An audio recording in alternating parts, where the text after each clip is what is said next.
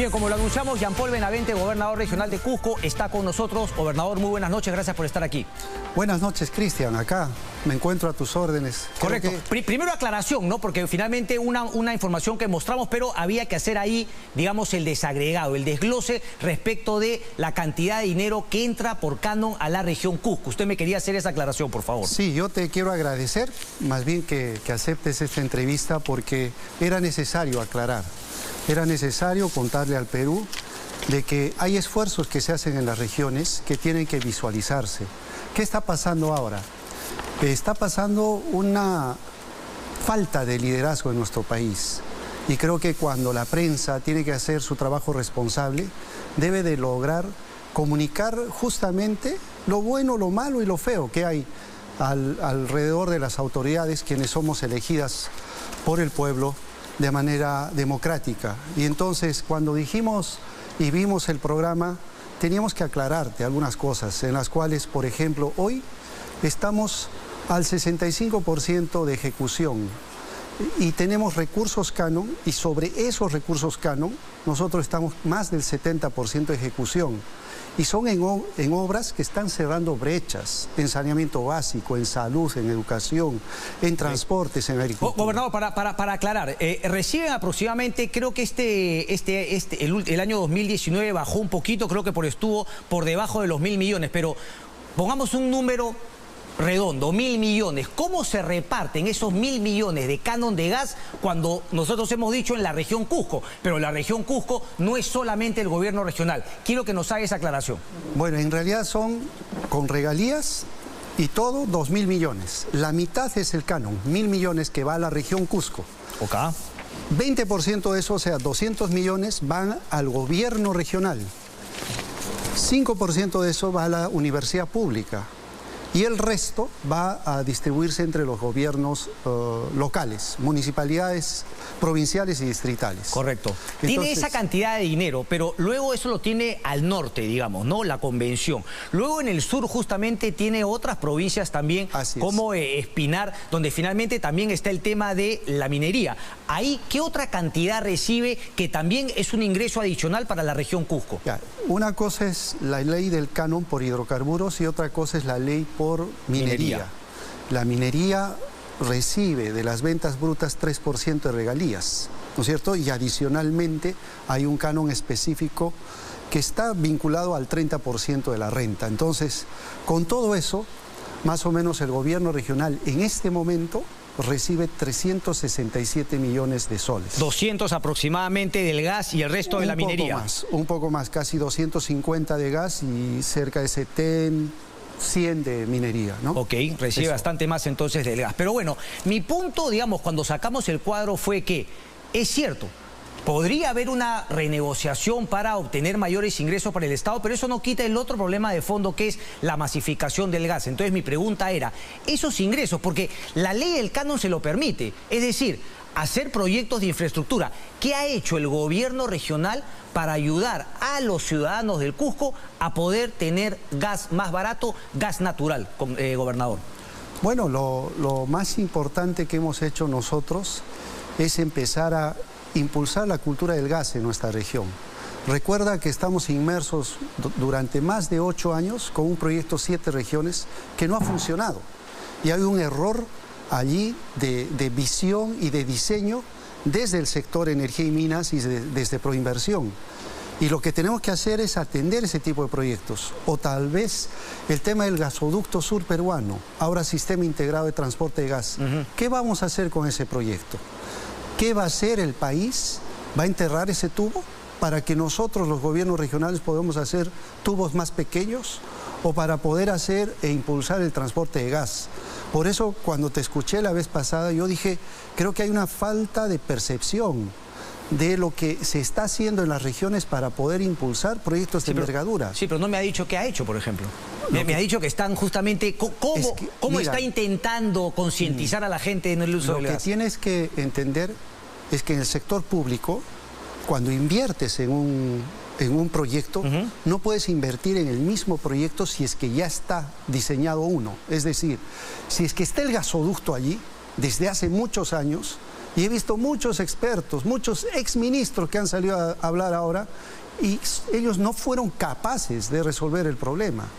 Y entonces ahora que queremos resolver el problema con una planta de fraccionamiento en Quepachiato, por ejemplo, o con la posibilidad de poner una planta de GLN, que es el gas natural licuefactado que podemos transportar para empezar camiones, tal cual. Con camiones.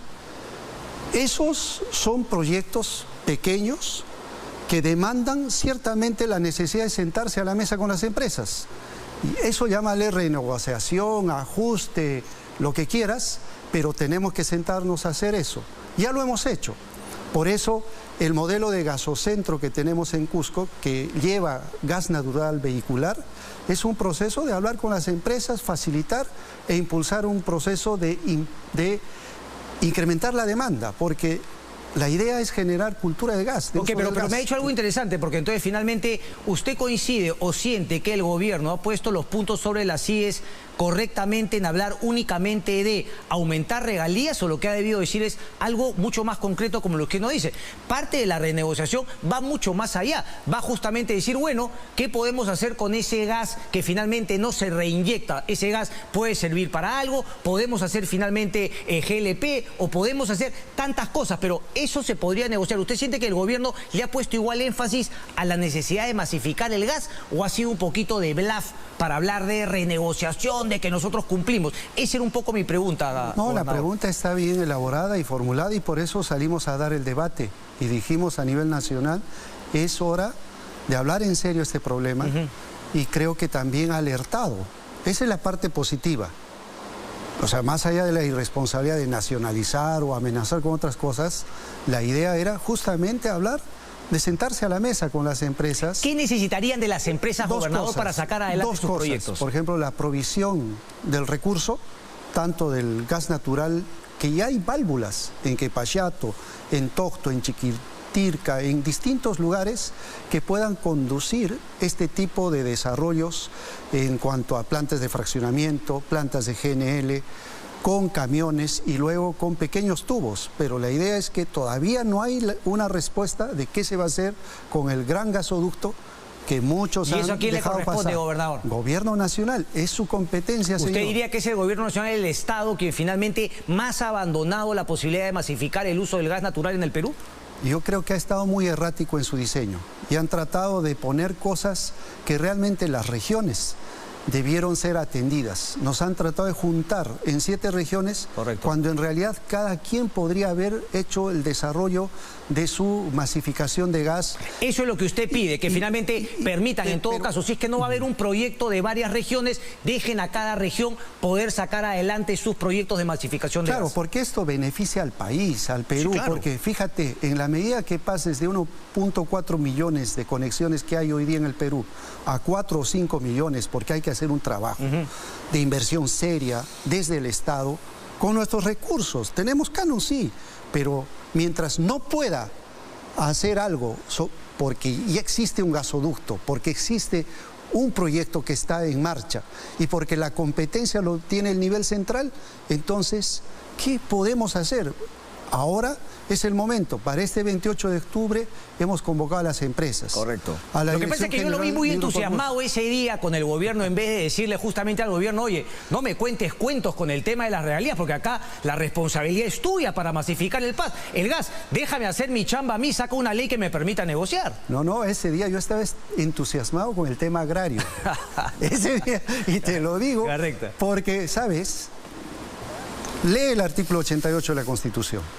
Allí dice que preferentemente impulsaríamos el desarrollo del sector agrario. Esto tiene que ser mucho más firme, como una política de Estado. 40% de la población está en ese sector y es la que justamente tiene mayores niveles de pobreza. Y entonces tenemos que invertir ahí. Solamente una última, porque el tiempo me gana. Yo agradeciendo su visita. Siempre es un placer cuando viene un gobernador acá a Lima y de paso se queda los domingos para conversar con nosotros.